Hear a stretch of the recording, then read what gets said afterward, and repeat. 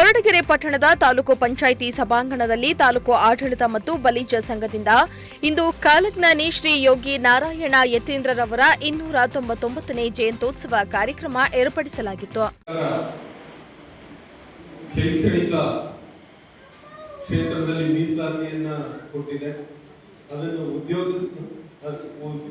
ಉದ್ಯೋಗದಲ್ಲೂ ಕೊಡ್ಲಿ ಅಂತೇಳಿ, ಯಾಕಂದ್ರೆ ಹಿಂದುಳಿದ ಕ್ಷೇತ್ರದಿಂದ ಮತ್ತೆ ಆಲ್ಮೋಸ್ಟ್ ಆಲ್ ಬಹುತೇಕ ಕುಟುಂಬಗಳು ಕೃಷಿಯಲ್ಲಿ ಭಾಗಿಯಾಗಿರ್ತಕ್ಕಂಥ ಕುಟುಂಬಗಳನ್ನ, ಅದು ಅಚ್ಚುಕಟ್ಟಾದ ಕೃಷಿಯನ್ನ ಅವಲಂಬಿಸಿ ಒಂದು ಸಮಾಜದಲ್ಲಿ ಒಂದು ಅತ್ಯುತ್ತಮವಾದಂತ ಕೆಲಸವನ್ನ ಮಾಡುವಂತ ಒಂದು ಸಮಾಜ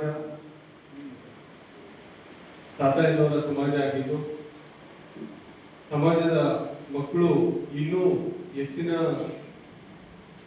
ಶೈಕ್ಷಣಿಕ ಪ್ರಗತಿಯನ್ನ ಕಾಣಲಿ, ಗಂಡು ಮಕ್ಕಳು ಹೆಣ್ಮಕ್ಕಳನ್ನು ಭೇದ ಭಾವ ಇಲ್ಲದೆ ಒಂದು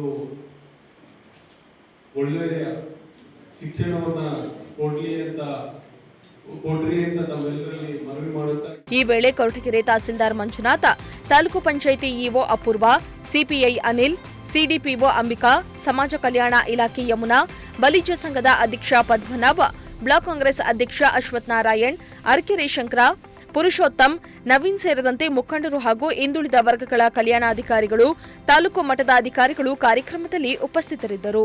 ಕೈವಾರ ತಾತಯ್ಯ ಅಂತ ಇಡೀ ಒಂದು ರಾಜ್ಯಕ್ಕೆ ಪ್ರಸಿದ್ಧರಾದವರು.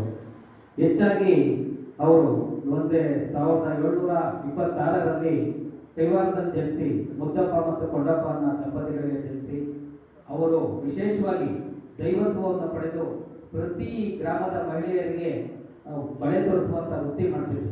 ಅವರು ಕೇವಲ ಬಳೆವನ್ನು ತೋರಿಸ್ಕೊಂಡೋಗಿದ್ರೆ ಅವರಿಗೆ ಪ್ರಸಿದ್ಧಿ ಆಗ್ತಿಲ್ಲ.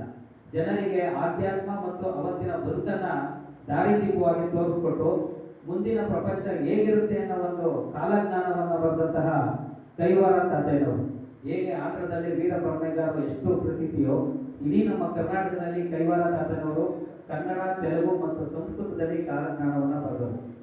ಇವರ ಒಂದು ಜಯಂತಿನ ಒಂದು ಬಲಿಜ ಹಿಂದುಳಿದ ವರ್ಗಗಳ ಒಂದು ಬಲಿಜ ಸಮಾಜದ ಪ್ರತೀಕವಾಗಿ ಸರ್ಕಾರವು ಈ ಒಂದು ಜಯಂತಿನ ಆಚರಿಸಿಕೊಟ್ಟಿದೆ. ಅದನ್ನು ನಮ್ಮ ಎಲ್ಲಾ ತಾಲೂಕಿನ ಆಡಳಿತ ಅಧಿಕಾರಿಗಳ ಗೌರವಾಂತ ಬಂದಿದ್ದಕ್ಕೆ ಅವರಿಗೆ ಮತ್ತೊಮ್ಮೆ ಧನ್ಯವಾದಗಳನ್ನು ತಿಳಿಸುತ್ತೇನೆ. ಎನ್ ಮೂರ್ತಿ, ಪ್ರಜಾಶಕ್ತಿ ಟಿವಿ, ಕೊರಟಗೆರೆ.